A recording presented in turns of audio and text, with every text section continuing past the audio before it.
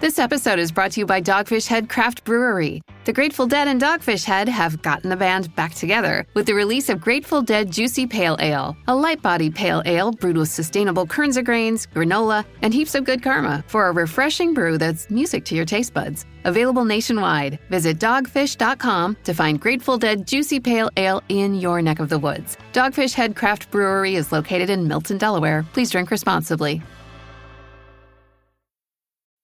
This episode is brought to you by JCPenney. And if you've been to JCPenney recently, yes, JCPenney, you'll know it's becoming the way to find good clothes for prices that still make sense.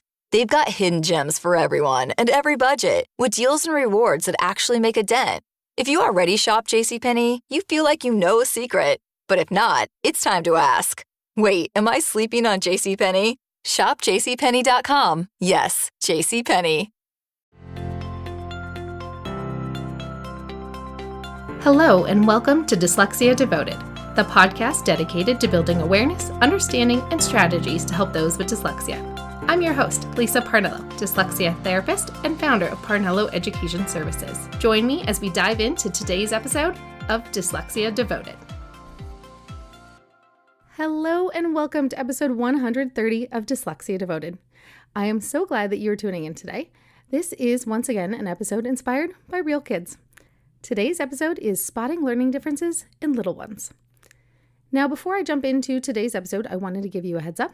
I have just mapped out the Back to School Workshop series. So if you are a longtime follower, you will know that I did this event last year and it was a huge success and everyone really liked being able to attend live. So most of the time my workshops are things that you can buy and watch online on your own time. But a couple times a year, I try to do some live ones so you guys can ask your questions in real time. So I'm going to be doing the Back to School Workshop series on August 9th, 16th, and 23rd, which are all Saturdays. And so you can attend live, or if you can't attend live, you're welcome to sign up and then get the recording sent to you. So if you are interested in the Back to School Workshop series, just go to parnelloeducation.com/workshops. All right, so today's episode, without further ado, because I do have a kid coming into my office in like 10 minutes. Since I work with many kids with learning differences, they also have siblings. And so one of the things we always think about is knowing that there's a higher prevalence of learning differences when a sibling has a learning difference.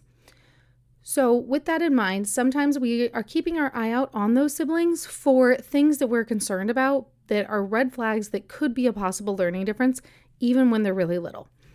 So I really wanted to talk about what are those things we're actually looking for and what are we paying attention to know that there might be a possible learning difference. So note, I do not actually diagnose learning differences, but clearly it's my entire life right now. So I've gotten very good at noticing those little nuances. And I just had a great team meeting with, a set of parents and the head of a school that her and I collaborate very frequently on some kids.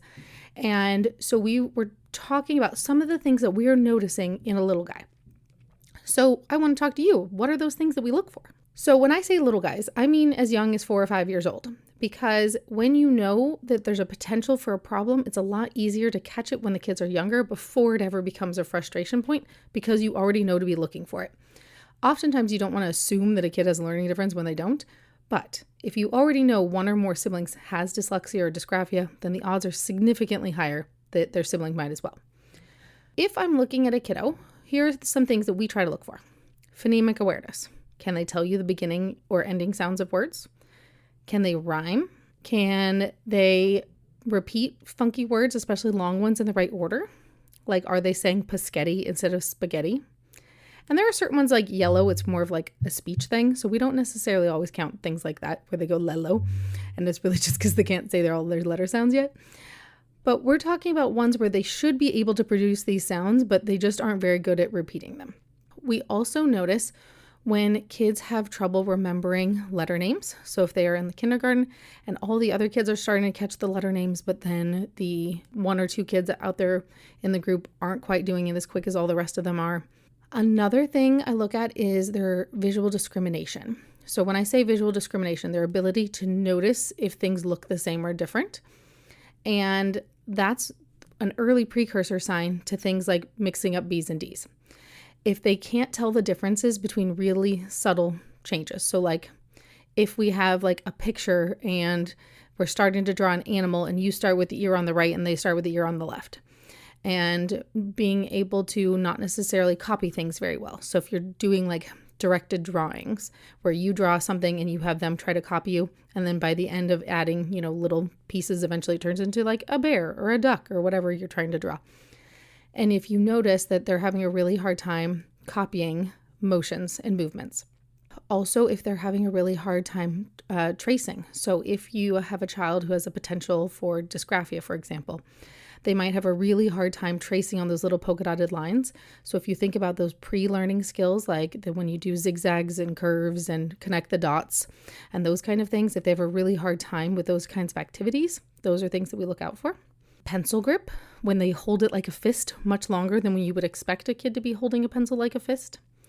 Sometimes when they get easily frustrated by things that the other classmates think of as pretty easy. And they may not want to do certain things that require fine motor, for example. One of the things that we like to do for little guys is work on certain motions that help when they're writing later on. For example, the pinchy fingers. So if they have a really hard time doing those little crafty activities, I think they're called perlers. They're those funky little beads that you can like melt with an iron. If they have a really hard time doing some of those little small activities where they have to pinch and move something from one place to another, and Legos are actually a really great way to practice that. So we look for skills that kids should be able to do, like putting together blocks or being able to remember the rhymes and being able to learn their colors and being able to learn their letter names. These are all things that we want to look at to notice if they don't seem to be developing as quick as their peers. Some of these are really hard if you only have like your own kid at home, but oftentimes you can see a really clear difference in a classroom. So if you go in at back to school time, or if you're a teacher running your own classroom, and you put everybody's pages side by side, which one of these things does not look like the others? Very clearly, you can often tell which kid always does significantly larger letters and numbers. Which kid always has their drawings don't quite look like what they're supposed to look like. And not just because some of us are not good artists, but ones where they clearly tried, but it doesn't look anything like what they tell you is on the page. These are the things we want to be on the lookout for, especially if we already know a sibling has a learning difference. So what do we do about it? That's really the big question. And that's kind of what the meeting was about yesterday.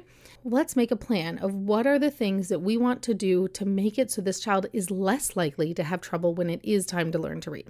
Let's talk about some of the things we can do. We can do phonemic awareness games. We can practice using blocks to tap out the sounds in a word. We can practice playing I Spy and finding as many things as you can find that start with the letter M, and like map and mop and mutt, whatever it is. And if you can practice doing things that enable the skills that they're going to need later on to read and write. So I'm not advocating for making sure that all 4-year-olds can learn to read and write. I'm advocating for making sure that we do the strategies that will help them when it is time to read and write. So help them learn how to trace things. Help them learn how to draw pictures in a certain order. Help them learn how to draw their shapes, because shapes turn into things that we use to form letters. Play rhyming games and play connect the dot activities, and do as many of the things that you can do to prepare them when it is time to learn to read. If they're having a hard time with pencil grip, maybe you practice using shorter pencils where they have to hold it with pinchy fingers, because the tall pencils work for fisted, but when you have a little short pencil, you can't really do a fist. It's too small to do that. So sometimes you can manipulate the situation by giving them those little tiny golf pencils, like when you go play mini golf. Trying to do the pre-reading and pre-writing skills that will make them more successful when it's time to do that.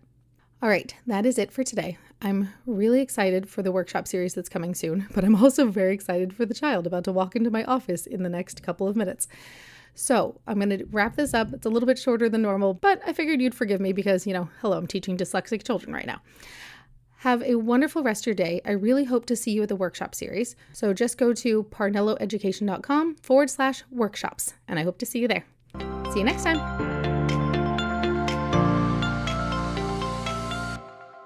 Thanks for tuning in to today's episode. If you want to learn even more about dyslexia, check out parnelloeducation.com/courses. See you next time.